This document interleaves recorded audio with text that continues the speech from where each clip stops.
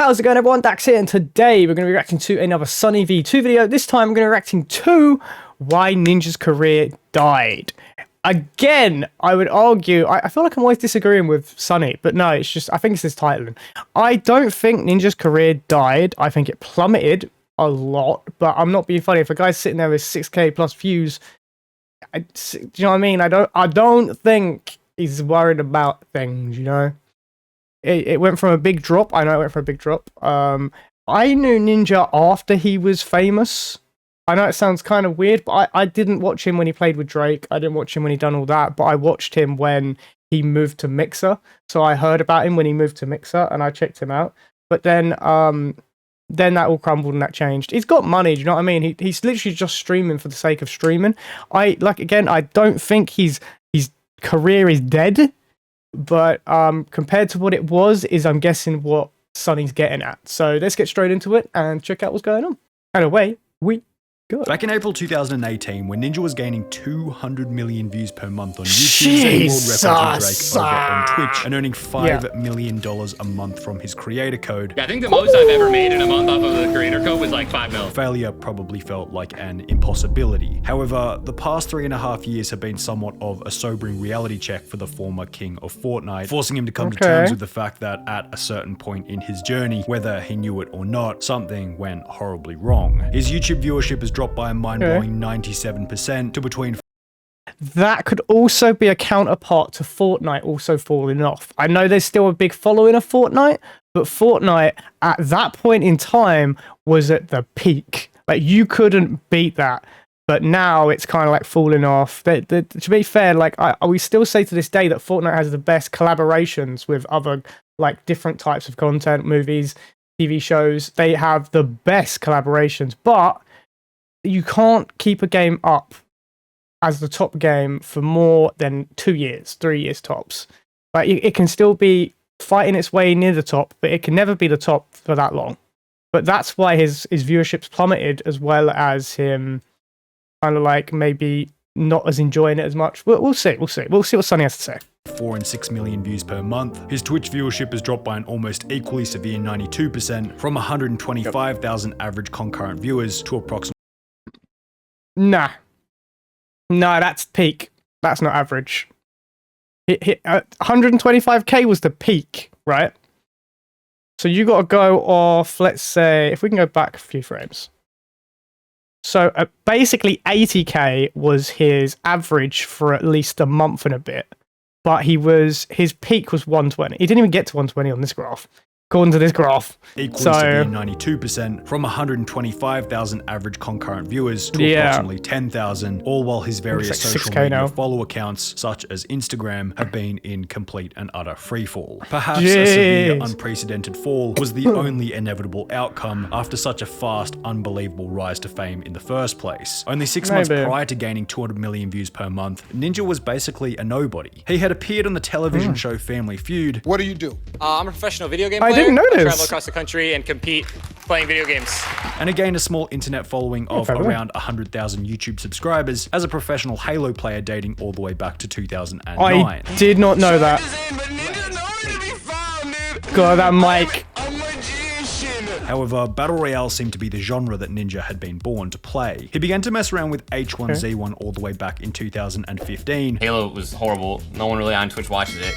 And then I switched over to H1Z1, and that gave me a huge viewer boost. And by early 2017, only 2 years later, Ninja had set the world record for the most kills ever in a single H1Z1 match, while also becoming ranked #1 for North American H1Z1 players, resulting in his first bit of success on Twitch. At my prime in H1Z1, when I was going for my kill records and getting 30 kill games and stuff like that, I was averaging like 10,000 viewers a day. Ninja would display a similar level of skill after switching to PUBG, often finishing games with upwards of... This is another problem with skill-based content creators and personality-based content creators. So if you're a skill-based content creator, you got to find a game you got to be good at because people need to watch you play that game. Where if you're a personality content creator, you can literally do anything, play anything you want because people aren't there to see what you're doing. They're just there to see you. That's the difference between creators, and that's probably what also happened to Ninja. Do you know what I mean? Because not many people are watching Fortnite now. He has to find another game he's good at, and he can't because the battle royales out there aren't like for him. His thing is Fortnite. of 20 kills, and having built a strong foundation with Battle Royale experience, a seamless transition into Fortnite was almost guaranteed. First impression of the game, it's fun. When considering the previous information about his skill as a professional H1Z1 and PUBG player, it should come as no surprise that Ninja was a natural at Fortnite from the very first week. He dropped his first 20 kill game only 12 days after the game's release. Ooh, baby. Oh, 20 bomb bitches!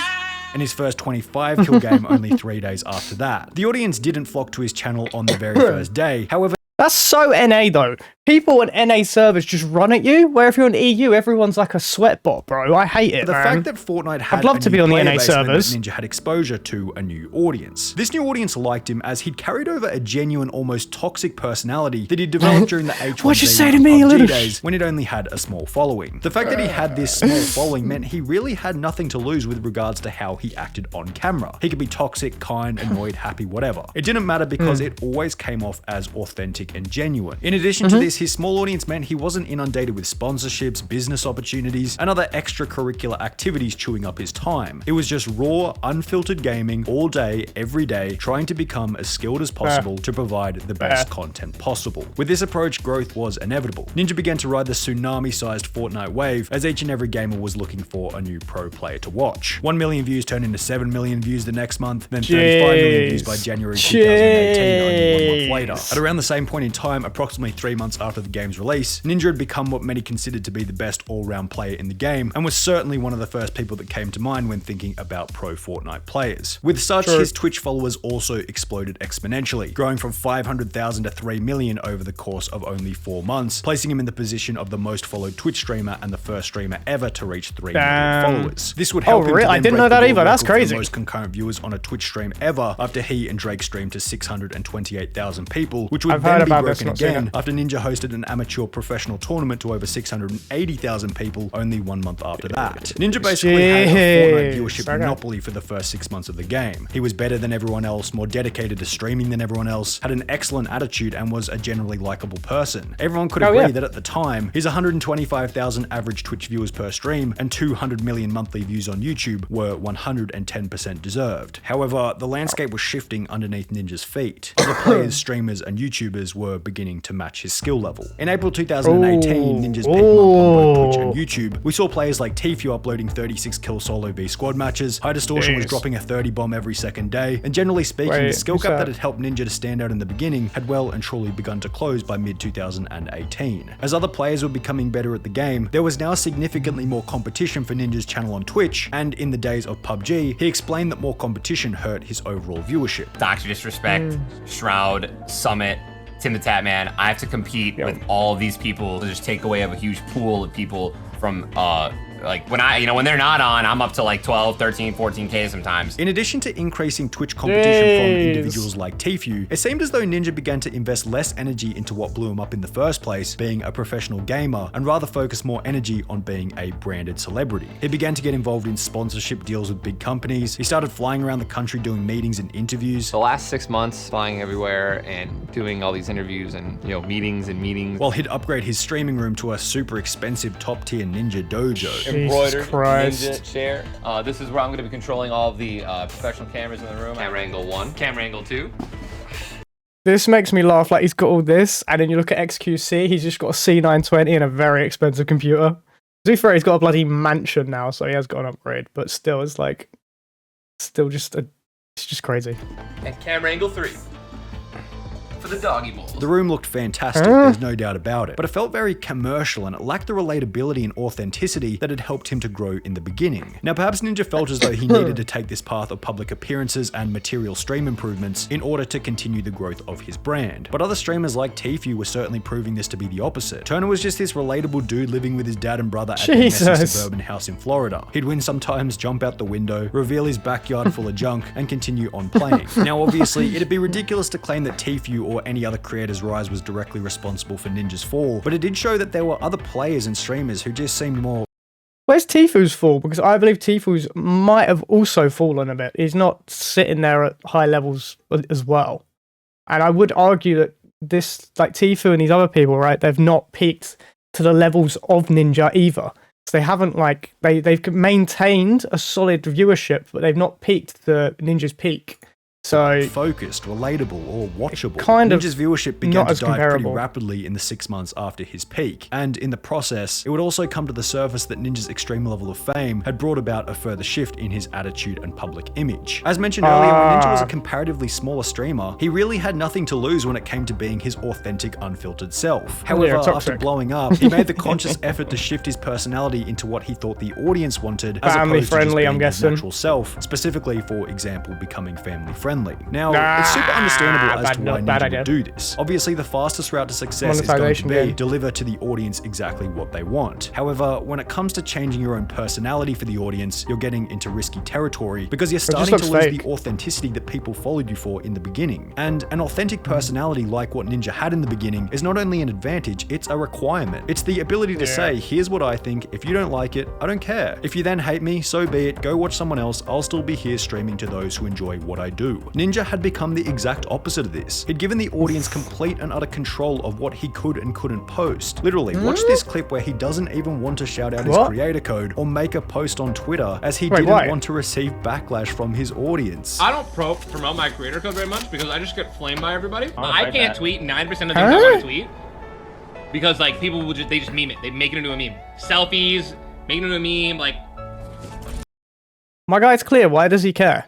Like, literally, he's literal. I don't have the words to say it. The dude's clear. To be fair, he's made his money. So I can see how he would get memed for if he promoted a creator code and he's sitting there from 5 mil that he had for a mixer and he's going, yeah, use my creator code. I need more money. La, da, da, da, da. And people were like, dude, you all right? Like, you dropped off, you lost money. See, that's how they can make memes out of him. But at the same time, why should he care?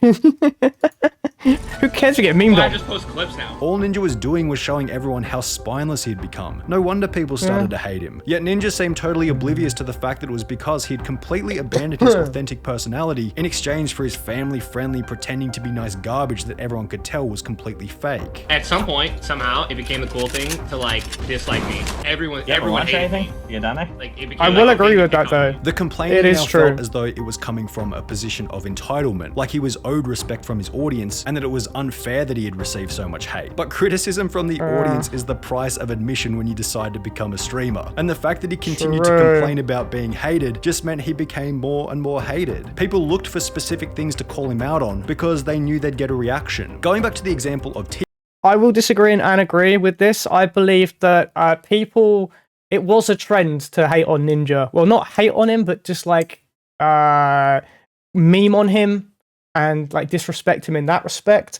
But he did like whinge about it a bit, and you can see that it bothered him, and I think that's why people did it more. With the internet, they're so brutal and so like will get you to the point where they want you to feel like crap, and then when they see made you feel like crap, they will double down and go again.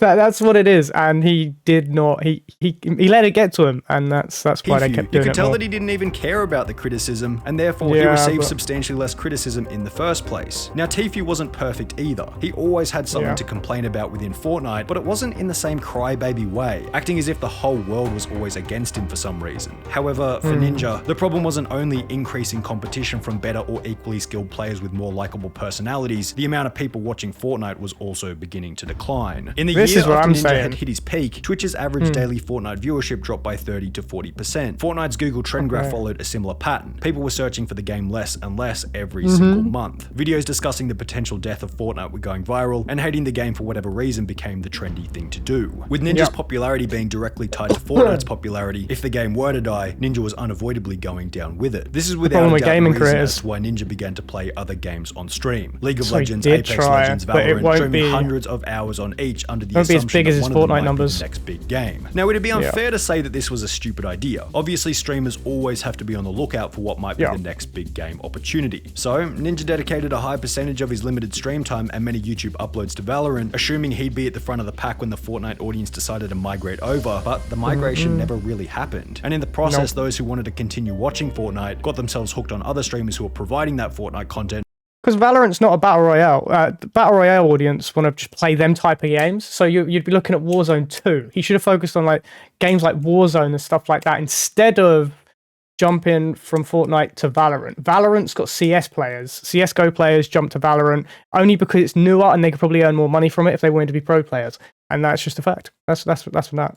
You just got to know which way you're jumping. It also didn't help that throughout this process, Ninja wasn't even streaming on the most viewed platform, Twitch. Yeah, he went to and Mixer. Instead signed an exclusivity deal with Mixer worth I think that's what truly $50 million. Now, made his numbers go it's down. so hard to comment on whether this was a good decision made by He got Ninja, money, because but we he lost don't really viewership. know what would have happened if Ninja simply stayed on Twitch. Plus, the money they paid him was absolutely insane. True. However, the amount they paid him was representative of something. It was saying this: here's a short-term cash injection because we both know that over the long run, your career is going to take a bit of a dip if you move to Mixer, and a dip his career certainly took. In the video letting everyone know he was moving to Mixer, Ninja came out with the same old inauthentic crap, stating, Yes. What are you most excited for about this change? You know, I feel like this is a really good chance to get back in touch with my roots and really remember why I fell in love with streaming in the first place. Bro, everyone knows the only thing that went through your head when you were offered this deal was, money. is the money worth the damage that it will do to my reputation? It's ingenuine to try and convince your audience that you want to move to Mixer because you want to get back in touch with your streaming roots. You assume that your audience is so dumb that they won't be able to tell when you're lying through your teeth, then you sit back and wonder why they hate you. It's because you have a propensity towards being a fake piece of shit. Perhaps not everyone agreed, or they just hadn't figured it out yet. Jesus, 12 months Sonny. after signing the contract, Ninja was still averaging 8,500 concurrent viewers per stream over on Mixer. However, this was substantially less than the 40,000 average viewers he was receiving on Twitch before making the move. Mixer then shut down in July 2020, Ninja returned to Twitch, and he was back to getting 40,000 views per stream. Well,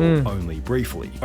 I would say as well, he got to keep the money for a Mixer, which is kind of crazy. Only 2 months later, his viewership had declined back down to 10,000 average concurrent viewers, similar to the amount he'd been receiving over on Mixer. On YouTube, a similar decline was well underway. As lockdowns around the globe were coming to an end, Ninja's viewership dropped from 40 million a month to 25 million a month, then 15 million a month, at which point it was becoming blatantly obvious that there was a serious lack of innovation and effort being put into the YouTube videos. Most of his titles and thumbnails looked like they hadn't improved since 2018, and nothing solidified this more than a hilarious tweet made about one of these thumbnails. On his channel with over 20 million subscribers, Ninja would post a video using this thumbnail, which would be shared on Twitch by Not Luke, stating, "Someone tell Ninja to fix his designer, please, this is hard to watch," and would receive replies such as, "I still can't believe that's actually the thumbnail. I could do better on Pixar on my phone. And how is it possible to be this bad? I feel like he must have done it himself for some reason." Ninja Just Sunny laughing in the background.